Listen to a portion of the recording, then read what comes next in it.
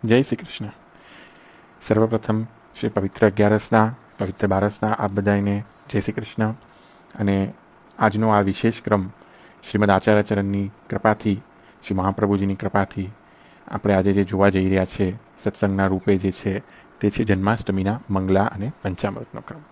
એક વિનંતી કરીને બધાને કહી દઉં કે આપણે આજે ક્રમ લાંબો હોવાથી આપણે આ 3 દિવસમાં કમ્પ્લીટ કરશું પૂરો.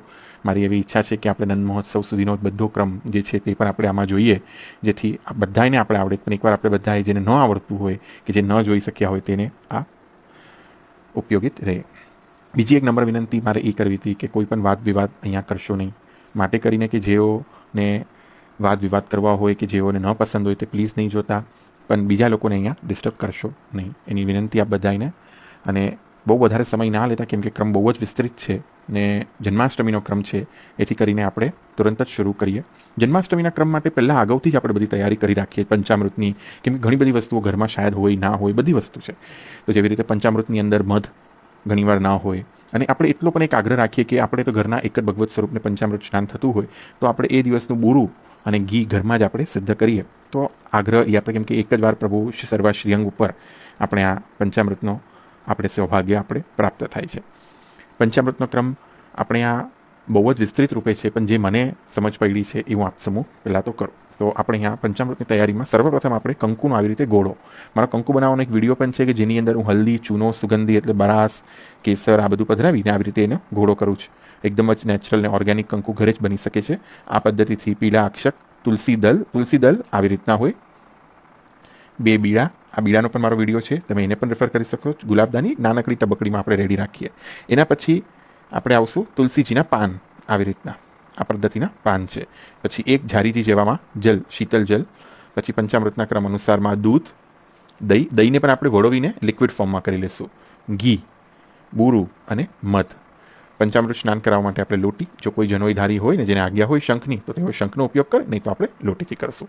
સાદું જલની એક લોટી, પંચામૃતનો થાળ જે આપણે રેગ્યુલર સ્નાન માટે કરાવતા હોય આ સાઇઝનો, એના ઉપર આપણે જે સ્નાનનો ચકલો હોય, આને પીઢા ચકલો જે કહીએ, એના ઉપર આપણે લાલ કુમકુમથી અષ્ટદલ અને નીચે આપણે આવી રીતે હલ્દીનું અષ્ટદલ આ પદ્ધતિથી આપણે રેડી રાખશું. લાલ દરિયાઈ એટલે લાલ સિલ્કનો મતલબ દરિયાઈનું વસ્ત્ર આપણે આના પર આપણે આવી રીતે બિછાવીને 4 ઘડી કરીને આવી રીતે રેડી રાખશું. સોનાની કંઠાભરણ, જો લાલનનું ભગવત સ્વરૂપ હોય તો, ઠાડા સ્વરૂપ હોય તો નુપુર, કંદોરો, કંગન ને કંઠાભરણ, આટલી વસ્તુ આવશે. આપશ્રીને ધોતી ઉપર ના આવશે લાલ દરિયાઈ એટલે સિલ્કના. બીજો આપણે તરત જ થાળ રેડી રાખશું, કેમ કે પ્રભુને બિરાજી રાખવાનો કોઈ જ પ્રકારે અવકાશ નથી. પ્રભુને આપણે આવી રીતે પધરાવી ના રખાય પંચામૃત બાદ, એટલે તરત જ અભ્યંગની તૈયારી. આજે દોહેરો અભ્યંગ માટે એક કેસરવાળું ચંદન છે. મોટે ભાગે એવું સંભાવના પણ છે ઘણા બધા ઘરોમાં તો ખાલી કેસરથી જ અભ્યંગ થાય, પણ આપણે આ જેમ અનુકૂળતા હોય એટલે હું કેસર ને ચંદનમાં થોડું કેસરની માત્રા વધારે કરીને આવી એક રેડી રાખું છું. આમળા, ચંદન, ફૂલેલ, એક સ્નાનનો સાદો પાટલો ને લોટી જલ આ થાળમાં રેડી જ હોય. આવી રીતે અંગવસ્ત્ર આ પણ રેડી જ રાખીએ. પછી જ આપણે પંચામૃતનો ક્રમ આગળ વધારીએ, કેમ કે અહીંયાથી ઠાકોરજી પધારીને સીધા અહીંયા અભ્યંગમાં પધારે, આપને વધારે વાર અહીંયા બિરાજવું ના પડે. તો હવે આપણે આગળ પંચામૃતનો ક્રમ શરૂ કરતાની સાથે જ પહેલાં મંગલાનો ક્રમ સમજી લઈએ થોડો. આજે જન્માષ્ટમીનો દિવસે મંગળા થોડાક બને તો વહેલા રાખીએ, કેમ કે સેવા ક્રમ પણ થોડો વિસ્તૃત છે અને સવારના સમયે સેવાનો આનંદ જે છે તે અનેરો જ છે. માટે કરીને સૂર્યોદય પહેલાં આગળ જો સંભાવના હોય ને મંગલા થઈ શકે તો એકદમ જ આનંદની વસ્તુ છે. અને તરત જ મંગલભોગમાં ઠાકોરજી જાગતાની સાથે જ વ્રજભયો મહરી કે પૂત આ પદ છે કે જેમ તમારા ગુરુઘરમાં અનુકૂળના જે પદ હોય એ બધા પદો ગવાતા જશે. ઠાકોરજીને આજે વિશેષતાથી ઝાલર ઘંટા સાથે પણ જગાડવામાં આવશે.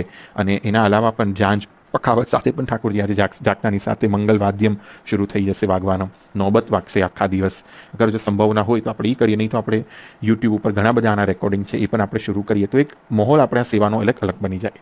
આપણે પણ સેવામાં એ જ આનંદ આવે જે સાક્ષાત શ્રી વ્રજ ભક્તોને પ્રભુના પ્રાદુર્ભાવ સમયે આનંદ આવ્યો હતો.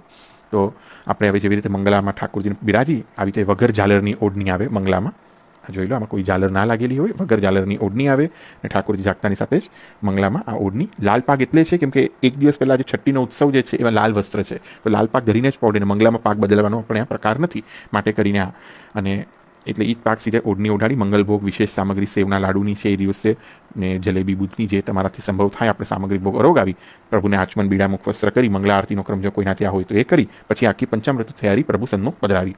મહાપ્રભુજી શ્રી ગુસાઈજી શ્રી ગુરુદેવની વિનંતી કરી આજ્ઞા લઈ આપશ્રીના સ્વરૂપને આવી રીતે ઓઢણી જે છે તે હલકેથી આમ સરકાવી પાછળ આમ આ પદ્ધતિથી આપશ્રીની આજ્ઞા લઈ અને આપણે સ્નાનના પીડા ઉપર આવી રીતે આપણે પધરાવીએ. સ્નાનના પીણા પર પધરાવવાની સાથે જ ધીરેકથી આપણે પાઘવળી કરી યથાવત કલમદાનની અંદર પધરાવી દઈએ.